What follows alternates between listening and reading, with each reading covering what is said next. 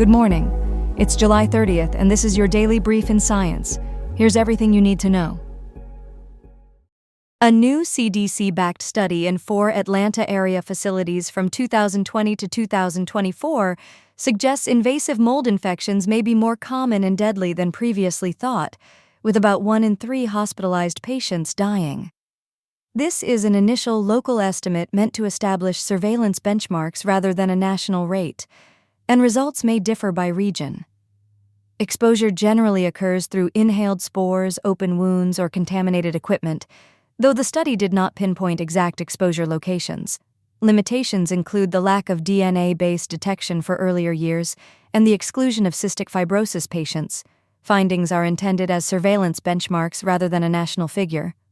Ongoing surveillance will add DNA-based methods and consider potential clusters, regional or pediatric applicability, along with guidance advising immunocompromised individuals to seek specialist advice rather than self-medicating. A CDC researcher emphasizes this is an early estimate and underlines the need to corroborate data from other regions to broaden understanding. About 35% of IMD patients lacked classic immunosuppression risk factors, with cirrhosis and end-stage renal disease appearing more commonly among cases. Findings reflect a baseline region-specific picture, since invasive mold disease is not nationally notifiable, and post-discharge data for 2024 were incomplete. Recent COVID-19 infection markedly worsened IMD outcomes, with higher intensive care unit admission and 90-day mortality among those with current or recent COVID-19. Notably, some IMD cases occurred in patients without recognized predisposing factors, highlighting an uncertain risk landscape for high-risk groups. Interpretation guidance indicates mold exposure in homes is not a major risk. Invasive mold disease primarily affects immunocompromised or severely ill patients, with risk factors including cancer therapies, organ transplantation, and critical illness. Incidence varied by facility type, with academic hospitals showing higher IMD metrics than community hospitals when normalized per beds. A potential breakthrough for AAT deficiency is in view as RNA editing data from Restor AAT ion 2 position WVE-006 as a candidate therapy, with an FDA meeting planned by summer's end 2026 to discuss accelerated pathways and subcutaneous dosing. Separately, WVE-008 is on track for a PNPLA3 liver disease filing in the second half of 2026, with May 2026 preclinical data at EASL showing editing of PNPLA3 Y148M and a preference for RNA editing over silencing.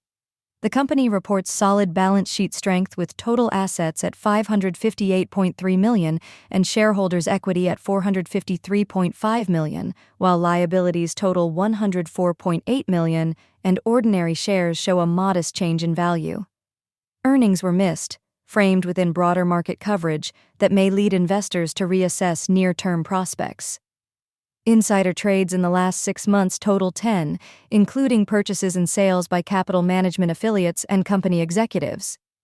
Wave Life Sciences posted second quarter 2026 revenue of $2.3 million and a net loss of $69.4 million, down from a year ago, with earnings miss reflecting ongoing clinical activity. The company maintains heavy investment in R&D and G&A, with cash and marketable securities expected to fund operations for at least 12 more months. An investor call and webcast are set for 8:30 a.m. Eastern Time on the results release date to discuss results and pipeline updates.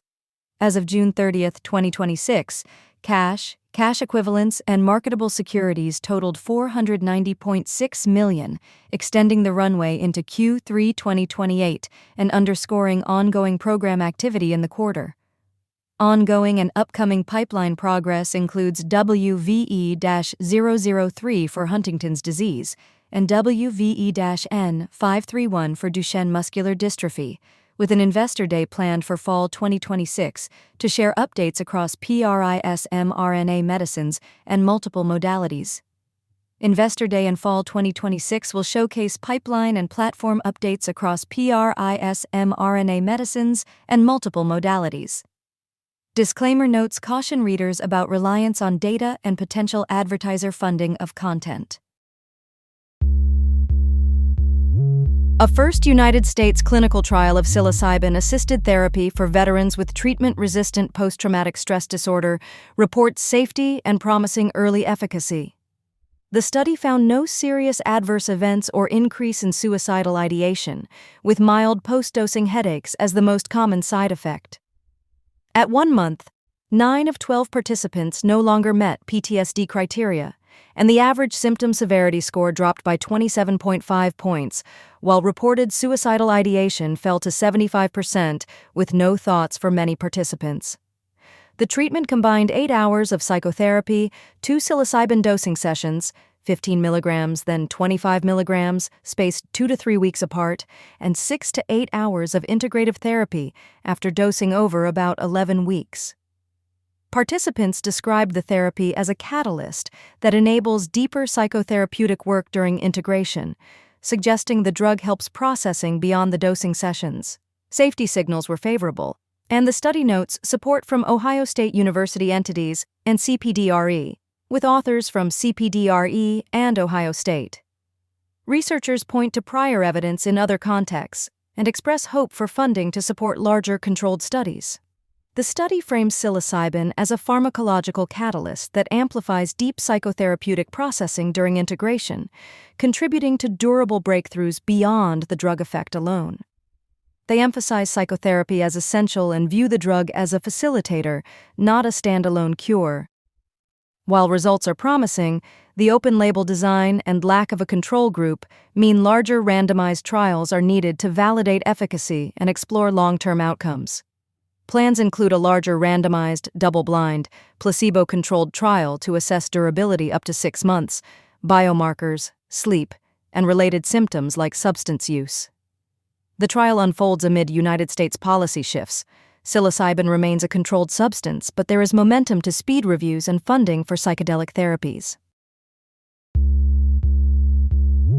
A study shows gut-to-brain signaling via the vagus nerve modulates hippocampal acetylcholine release and enhances spatial memory encoding for locating food.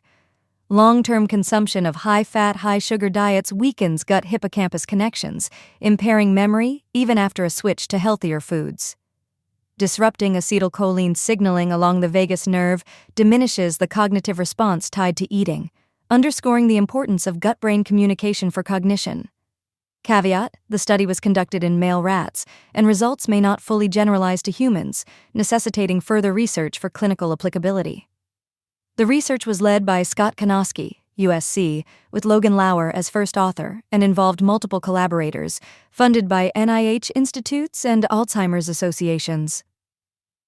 Future work should seek human confirmation, aiming to integrate gut health and brain function in learning and memory. Findings align with broader health guidance that a healthy diet supports cognitive function across life. Therapeutic prospects include vagus nerve stimulation and other interventions targeting gut-brain communication to enhance memory and address cognitive issues. The proposed mechanism may have evolved to help animals remember food sources. Potential human applications include vagus nerve stimulation to strengthen gut-brain signaling and memory.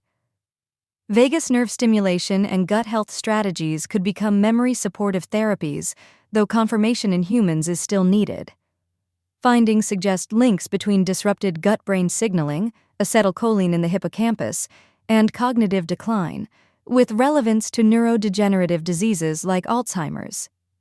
Implications extend to obesity and diabetes, raising questions about gut signaling's role in memory and the potential for gut-brain targeted strategies to preserve cognition. A new study links limiting added sugar during pregnancy and early infancy with lower dementia risk later in life, highlighting the first 1,000 days as a potential developmental window.